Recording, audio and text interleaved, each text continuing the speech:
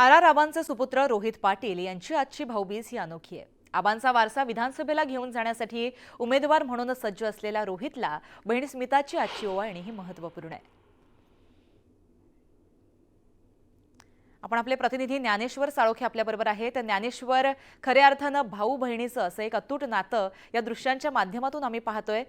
काय सांगाल, कसं वातावरण? खरं तर आर आबांचा वारसा हे दोघेही घेऊन जाताना आपल्याला पाहायला मिळतात आणि त्यातच आजची अनोखी अशी भाऊबीज आहे, ओवाळणी आहे। कारण रोहितदादा हे आर आबांच्या वाटेवरती पाऊलं टाकत विधानसभेची वाट आहे ते चालताना दिसून येतात। त्यांनी उमेदवारी अर्ज दाखल केलाय। अर्थातच हे दोघे आता आपल्या सोबतच आहे आणि आज भाऊबीज आहे, त्यामुळे पहिला मान बहिणीचा। बहिणीलाच विचारूया, काय सांगाल, आज भाऊरायाला काय ओवाळणी दिली? खरं तर भाऊराया नेहमीच आहे ते बहिणीला ओवाळणी देत असतो, मात्र आज उमेदवारी अर्ज भरलेले आहे, धामधूम सुरू आहे। काय बहिणीचं नातं म्हणून आशीर्वाद द्याल? खरं तर मी त्याला हाच आशीर्वाद देईल की भरघोस मतांनी त्याचा विजयी हो, हीच खरं तर आज मी प्रार्थना देवाला केली आणि त्याच सदिच्छा मी त्याला आज दिल्या। खरं तर आपल्याला माहिती आहे की भाऊराया आहे ते शिदोरी घेऊन बहिणीला सणासुदीला आणायला येतो। भाऊराया तर आता बिझी आहे, तुम्ही इथं भाऊरायाकडे आलाय आणि आशीर्वाद देताय। हो, कारण आता 15 दिवस फक्त राहिलेले आहेत विधानसभेच्या प्रचारासाठी आणि त्यामुळे आज रोहितचा प्रचार करायला मी तासगाव कवठेमंकाळमध्ये आलेली आहे आणि अतिशय चांगल्या पद्धतीचं काम रोहितनी तासगाव कवठेमंकाळमध्ये केलेलं आहे। अतिशय चांगल्या पद्धतीचा विकास त्यांनी मान्य सुमनताईंच्या माध्यमातून केलेला आहे। त्यामुळे मला खात्री आहे की अतिशय चांगल्या पद्धतीनं तो चांगल्या मार्जिननी तासगाव कवठेमंकाळमध्ये विजयी होईल। खरं तर महाराष्ट्रात गेल्या काही दिवसापासून लाडक्या बहिणी हा शब्द प्रचलित होताना पाहायला मिळते। रोहितदादाची तुम्ही लाडकी बहीण आहे। रोहितदादांच्या अनेक अशा असंख्य लाडक्या बहिणी या मतदारसंघात असतील, या लाडक्या बहिणी कुणाच्या पाठीशी उभ्या राहतील? नक्कीच मला खात्री आहे की त्या रोहितच्या पाठीशी अतिशय चांगल्या पद्धतीनं राहतील, कारण का त्यांच्यासाठी सुद्धा रोहितनी मतदारसंघामध्ये बचत गटाच्या माध्यमातून असू दे, महिलांच्या आरोग्याच्या बाबतीत असू दे, अतिशय चांगल्या पद्धतीचं काम या तासगाव कवठेमंकाळमध्ये केलेलं आहे। आणि आमच्या कुटुंबियांचा म्हणजे आमदार वहिनी ह्या स्वतः एक महिला म्हणून इथं नेतृत्व करत होत्या आणि अतिशय चांगल्या पद्धतीचं महिलांचं संघटन तासगाव कवठेमंकाळमध्ये आहे आणि नक्कीच त्याचा फायदा रोहितला होईल आणि रोहितचंही स्वतःचं वेगळं असं अस्तित्व त्यांनी आज तासगाव कवठेमंकाळमध्ये निर्माण केलेलं आहे। त्यामुळे खात्री आहे की त्याही माझ्या भगिनी आज भाऊबीजेच्या निमित्ताने रोहितला अतिशय चांगल्या पद्धतीनं पाठिंबा देऊन विस्तार केला, मतदानाच्या माध्यमातून त्या दाखवून देतील। खरं तर तुम्ही आबांची आमदारकी बघितल्या, आईची आमदारकी बघितली, आता रोहितदादा त्याच वाटेवरती चालताना पाहायला मिळते। कुठंतरी आबांची आठवण या निमित्ताने येते। नक्कीच वडिलांची आठवण ही पदोपदी आम्हाला येते। खरं तर आबा वारले तेव्हा रोहित 10वीला होता आणि आबांच्या पश्चात ही त्याची पहिली निवडणूक आहे। तो आज 25 वर्षाचा झाला आहे आणि आज विधानसभेच्या रिंगणात तो उभा आहे। खरं तर ही खरंच कौतुकास्पद गोष्ट म्हणावी लागेल, कारण का लोकांच्यातून त्याच्यासाठी मागणी झाली आणि आज त्या पद्धतीचं काम त्यांनी मतदारसंघामध्ये केलेलं आहे आणि कुठंतरी आज लोक त्याला चांगल्या पद्धतीचा सपोर्ट करतायत, कारण का आबांच्यामध्ये जे नेतृत्व गुण होते ते नक्कीच रोहितच्यामध्ये आहेत। अतिशय चांगल्या पद्धतीचं विकास काम तो करू शकतो, सुसंयमी असं त्याचं स्वभाव आहे। त्यामुळं खात्री आहे की कुठंतरी आबांची उणीव आम्हाला भासतेच, पण आज आबांच्या कामाचा वसा आम्ही रोहितच्या माध्यमातून पूर्ण करायचा प्रयत्न करतो। खरं तर भावंड म्हणून तुम्ही वडिलांच्याकडे हट्ट पुरवण्याचा हा सणासुदीच्या काळातला दिवस असतो। वडील आता नाही आहेत आणि एकूणच त्यानंतरची ही दिवाळी होणारी आणि रोहितदादांचा हा मार्गक्रम, काय वाटतं? एकूणच पदोपदी आठवण येते। नक्कीच वडिलांची पदोपदी आठवण येते, कारण आज 9.5 वर्ष झाले आबांना जाऊन आणि कधीही आम्ही इमॅजिन केलं नव्हतं की अशी काहीतरी घटना घडेल आणि आज आमचे वडील निघून जातील। खरं तर आम्ही खूप लहान होतो तेव्हा आणि माझं लॉचं शिक्षण चालू होतं, रोहित 10वीला होता, छोटी बहीण शिकत होती, सगळेच आम्ही मुलं घरातली लहान होतो आणि अचानक आमच्यावरती हा दुःखद प्रसंग आला। कधीही घरातनं बाहेर न पडणारी माझी आई राजकारणात सक्रिय झाली। आज तिनंही अतिशय चांगल्या पद्धतीनं 10 वर्षाचा कार्यकाल सांभाळला आणि एक वडील म्हणून आम्हाला मुलांना नेहमीच त्यांच्या आयुष्यभर ती उणीव भासेल, त्यांची ती आठवण नेहमीच पदोपदी भासणार। दिवाळीच्या सणाच्या निमित्तानं आबा नेहमीच घरी यायची, एक कार्यकर्त्यांची रीग असायची। काय त्यावेळेचं वातावरण होतं? आबांना नेमकं काय आवडायचं दिवाळीच्या निमित्तानं? आता तेच तुम्ही सगळं मिस करताय? खूप मिस करतोय, कारण का आबा असताना प्रचंड गर्दी असायची. प्रचंड लोकांचा समुदाय आबांना भेटायला यायचा. तासगाव कोटेमंकाळमधलेच नव्हे तर महाराष्ट्रातली लोक आबांना भेटायला या 5 दिवसात घरी यायचे. आबा 5 दिवस वेळ काढून इथं थांबायचे, सगळ्यांना भेटायचे आणि खूप चांगल्या पद्धतीचा संपर्क लोकांशी आबांचा होता.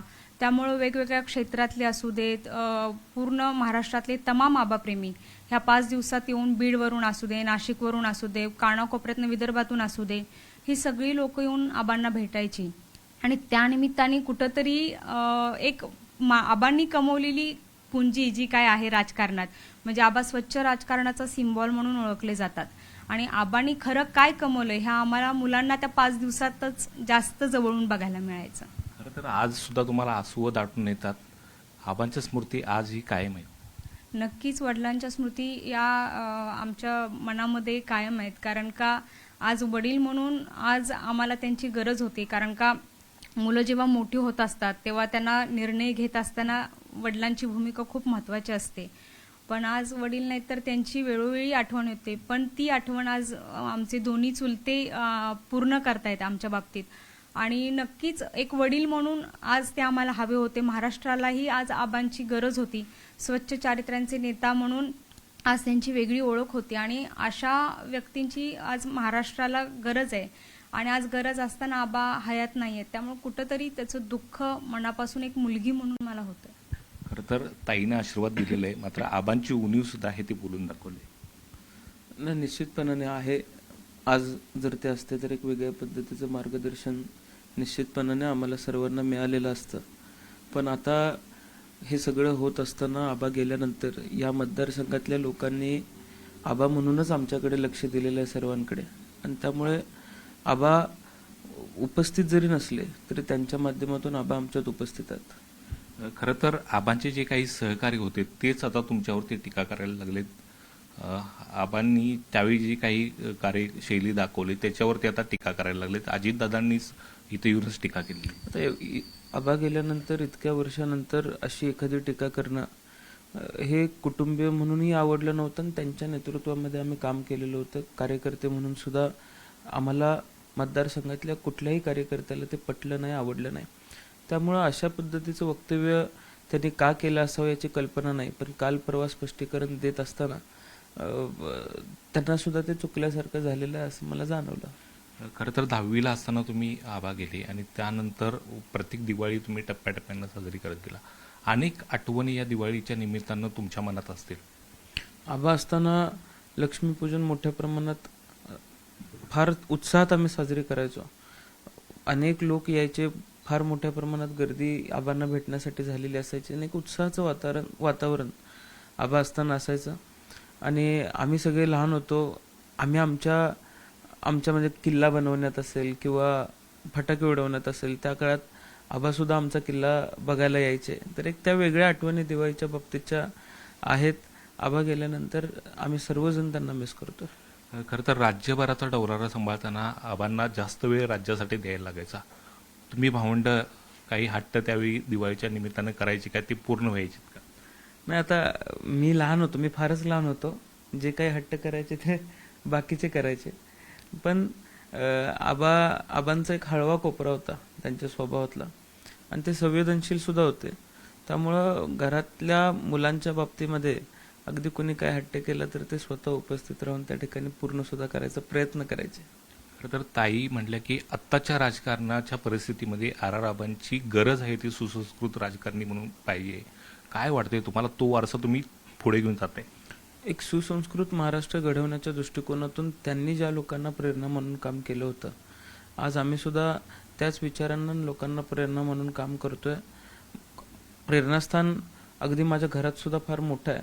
आणि असं असताना आपण त्यांच्या वाटचालीवरती वाटचाल करत असताना निश्चितपणाने एक सुसंस्कृत महाराष्ट्र घडावा ही इच्छाच माझ्या मनामध्ये कायम राहील.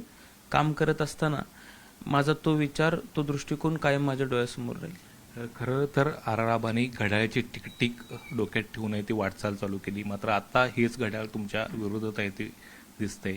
काय एकूणच इथली परिस्थिती वाटते? नाही, अगदी विचार करायला गेलं तर माझ्या समोर उभे असलेले उमेदवार इतके निष्क्रिय आहेत की त्यांना आज त्यांच्या प्रचाराचा मुद्दा किंवा घड्याळ या मतदारसंघात रुजले म्हणून घड्याळ घ्यावं लागतं अशी परिस्थिती आहे. त्यामुळं पक्ष त्यांना तिकीट देणारा पक्ष नव्हता आणि पक्षाला इथं मिळायला उमेदवार नव्हता. अशा सगळ्या परिस्थितीतून झालेला तो संगम आहे. त्यामुळे या मतदारसंघातली लोक अशा वृत्तीला, जे सातत्याने सत्तेसाठी पक्ष बदलत आलेले आहेत, अशा वृत्तीला थारा देणार नाहीत. स्वाभिमानी लोक या मतदारसंघामध्ये राहतात आणि स्वाभिमानी लोकांच्या विचारांच्या मागे ते उभी राहतील. खरं तर स्मिताताई, तुम्हाला एक प्रश्न विचारतो, कारण तुम्ही वयानं मोठे आहेत आणि तुम्ही हे सगळं जाणून आहात. आबांना ज्यावेळी दिवाळीला इकडे आले होते आणि भूसुरुंग स्फोट झाला गडचिरोलीला, त्यावेळी हा सण सोडून ते तिथं गेले. प्राधान्य त्यांनी आहे ते त्या गोष्टीला दिलं. खरं तर माझी आई जेव्हा आमदार झाली तेव्हा नागपूरला अधिवेशनला आम्ही गेलेलो असताना तेव्हा आम्ही गडचिरोलीला भेट दिली. आबांची गडचिरोलीविषयीची आत्मीयता खूप वेगळी राहिलेली आहे. खरं तर आपल्याला सगळ्यांनाच माहिती आहे की गडचिरोलीचं पालकमंत्रीपद त्यांनी त्यावेळेस मागून घेतलं होतं आणि आबांनी त्या पद्धतीचा विकासही गडचिरोलीमध्ये केला. म्हणजे तिथलं कृषी विद्यालय असू दे ते केलं, महिला बाल रुग्णालय असू दे ते आबांनी तिथं आणलं, स्वतंत्र विद्यापीठाची मागणी तिथं केली आणि सिरोचा सारखा जो तालुका आहे, जो आपल्या महाराष्ट्राच्या नकाशावरती शेवटचा तालुका आहे, तो मध्यभागी असला तरी सुद्धा तो प्रचंड वंचित होता. आज तो सिरोचाचा पूल बांधण्याचं काम म्हणजे जवळजवळ 1000 कोटीचा निधी देण्याचं काम हे आबांनी केलंय आणि आबांच्या माध्यमातून तो पूल झालेला आहे आणि तो हैदराबादला जोडणारा पूल झालेला आहे. आज तिथं प्रचंड विकास झालेला आहे. म्हणजे मला आठवतंय की आम्ही त्यावेळेस खूप लहान होतो आणि आम्ही बातम्यातून वगैरे बघायचो की गडचिरोली म्हणलं की लोकांचा थरकाप उडायचा. पण आबांना आम्ही त्यावेळेस सांगायचो की तुम्ही एवढं डेअरिंग करताय तर थोडं सांभाळून. तर ते सांगायचे तेही आपल्यासारखी माणसंच आहेत, फक्त विकासाचा अभाव आहे, त्यामुळं अशा पद्धतीच्या घटना घडतायत. पण मला तिथं काही होणार नाही. आबा तिथं खूप बिंदास्त फिरायचे. म्हणजे मला तिथल्या लोकांनी सांगितलं की आबा मोटरसायकलवरून तिथं फिरलेले आहेत, तिथे वेगवेगळ्या भागात आबा जाऊन आले. राजकारणी आता दिसून येते का तुम्हाला कुठे? खरं तर एक विचाराची प्रगल्भता किंवा समाजासाठी प्रामाणिकपणे काहीतरी करायचं या दृष्टिकोनातून आबा नेहमी प्रयत्न करायचे आणि आबा ज्यांच्या पार्टीमध्ये होते, पवार साहेबांच्या पार्टीमध्ये, त्या पार्टीचंच धोरण असं आहे की 80% समाजकारण आणि 20% राजकारण. त्यामुळे नक्कीच कुठंतरी तो वारसा त्यांना आलेला आहे. मगाशी रोहितनं सांगितल्याप्रमाणे फुले, आंबेडकर आणि वसंतदादा पवार साहेबांना मानणाऱ्या या विचारांचे आबा होते. आबा त्या विचाराचे होते. आता शेवटचा एक प्रश्न विचारतो. दिवाळीच्या निमित्तानं काय तुम्ही, आता खरं तर रोहितदादाने ओळणी द्यायची असते, पण तुम्ही आता रोहितदादांना काय ओळणी?